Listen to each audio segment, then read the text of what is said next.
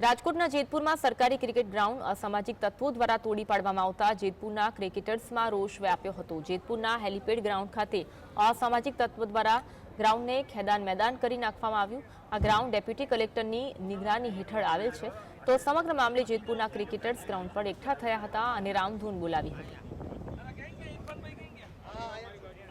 અમારી એક ગમત રમતા બધા પ્લેયર્સ વતી એક અપીલ છે કે આ બાબતે સારામાં સારા પ્રયાસો થવા જોઈએ અને ઉચ્ચ અધિકારીઓ, ધારાસભ્યશ્રીઓ, મામલતદારશ્રીઓ બધાને અપીલ છે કે આ બાબતે તમે અંગત રસ લઈ અને આનું એક નિવારણ લઈ આવો।